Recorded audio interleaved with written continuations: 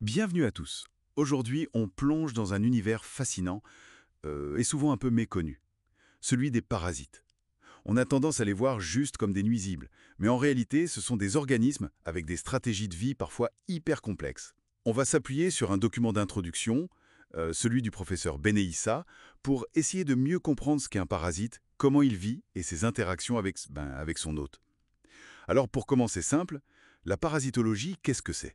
En gros, c'est la science qui étudie ces organismes, les maladies qu'ils provoquent, les parasitoses, et puis comment on les diagnostique, on les traite, on les prévient. Oui, tout à fait. Et au cœur de tout ça, il y a le concept de parasitisme. C'est une relation très particulière entre deux êtres vivants. Un organisme, qu'on appelle le parasite, vit aux dépens d'un autre, l'hôte.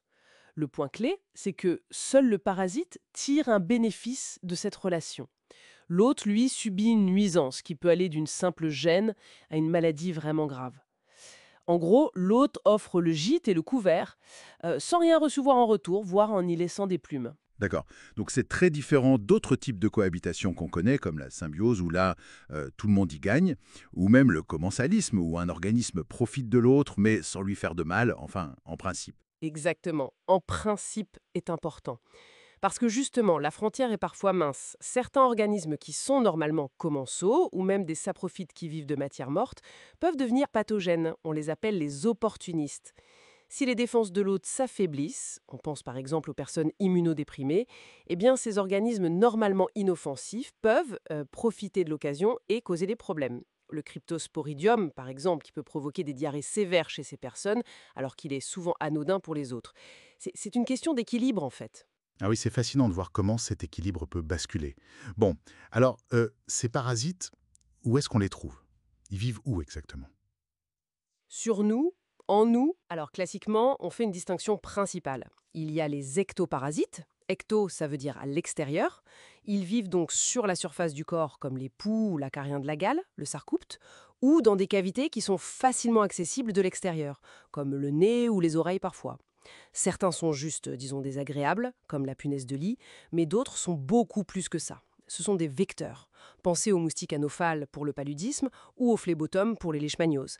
Ils ne font pas que piquer, ils transmettent un autre parasite, souvent bien plus dangereux. D'accord. Ça, c'est pour l'extérieur. Et à l'intérieur de nous. Eh bien là, on parle d'endoparasites. Endo pour dedans. Eux, ils s'installent carrément à l'intérieur de l'hôte. Ça peut être dans les cavités profondes, comme l'intestin. L'ascaris est un exemple classique. Mais aussi dans les tissus, comme la trichine dans les muscles, ou même dans les cellules comme le plasmodium du paludisme qui infecte nos globules rouges. Et j'imagine que pour survivre et se propager, ils doivent avoir des stratégies particulières. J'ai lu dans nos notes qu'ils ont des cycles de vie parfois incroyablement élaborés, non? Ça m'a interpellé. Ah oui, absolument. C'est un aspect fondamental de la parasitologie. On parle de cycle évolutif ou cycle de vie. C'est une série de transformations que le parasite doit obligatoirement subir pour assurer sa survie et sa reproduction. Parfois, ce cycle est assez simple, on dit qu'il est monoxène ou direct. Ça veut dire qu'il se déroule entièrement chez un seul type d'hôte. Le parasite passe d'un hôte à un autre de la même espèce et c'est tout. Mais très souvent, c'est plus complexe. Le cycle est dit hétéroxène ou indirect.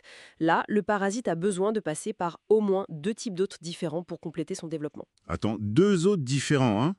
Genre une étape chez l'un, puis une autre étape chez un autre? C'est exactement ça. Il y a ce qu'on appelle l'hôte définitif, HD, c'est lui qui héberge le parasite adulte, celui qui va se reproduire sexuellement. Et puis il y a un ou plusieurs hôtes intermédiaires, HI. Chez eux, le parasite se trouve souvent sous forme larvaire ou asexuée et il doit y subir une transformation indispensable pour continuer son cycle. Sans ce passage chez la chi, le cycle s'arrête. Et il y a un cas particulier d'hôte intermédiaire qui est très important, c'est le vecteur. Le vecteur, c'est un hôte intermédiaire, souvent un insecte piqueur, qui ne fait pas qu'héberger le parasite passivement, il le transporte activement et, surtout, il l'inocule, il l'injecte à l'hôte suivant. Le phlébotome dont on parlait, ou la mouche tsetse pour la maladie du sommeil, ce sont des vecteurs typiques. D'accord, je vois. Et ça m'amène à un autre point qui semble vraiment clé dans la relation hôte-parasite. Le lien entre l'adaptation du parasite et la gravité de la maladie qu'il cause. Il y a cette idée, un peu paradoxale peut-être, qu'un parasite qui a réussi, qui est bien adapté, ne serait pas forcément le plus méchant. C'est une tendance très forte qu'on observe, oui. C'est le fruit d'une longue coévolution entre le parasite et son hôte habituel. Un parasite qui est très bien adapté à son hôte cause en général une maladie plutôt chronique et souvent peu sévère. Pourquoi? Parce qu'il n'a pas intérêt, évolutivement parlant, à tuer son hôte trop rapidement. Il a besoin de lui pour survivre et se reproduire. Le Tania saginata, le ver solitaire qu'on attrape en mangeant du boeuf, c'est un bon exemple chez l'humain. C'est gênant, certes, mais ça tue rarement.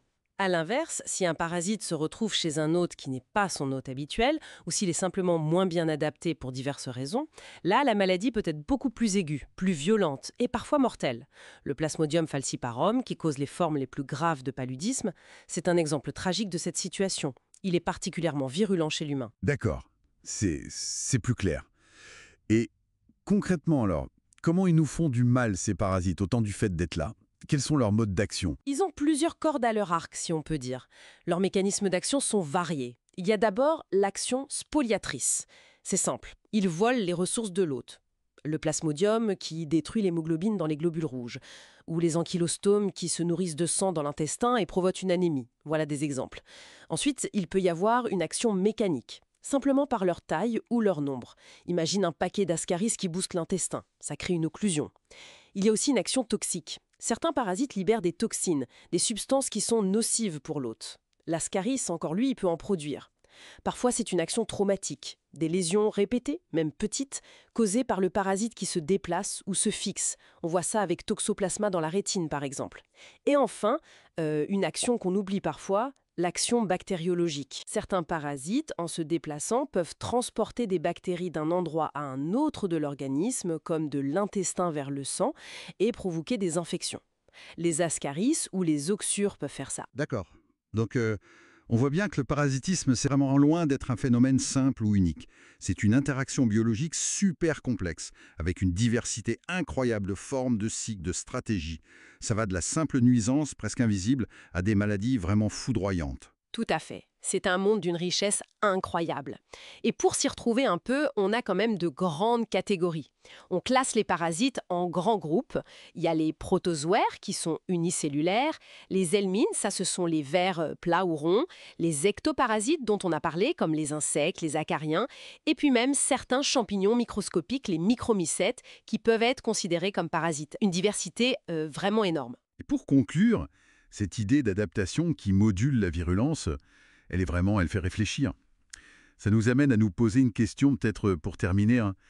Avec tous les changements qu'on connaît aujourd'hui, notre environnement qui change, nos modes de vie, le climat, comment est-ce que ces relations complexes entre hôtes et parasites pourraient évoluer? Est-ce qu'on pourrait voir émerger de nouvelles stratégies parasitaires, ou peut-être voir la dangerosité de certains parasites changer? C'est une question ouverte, bien sûr, mais qui mérite qu'on y pense.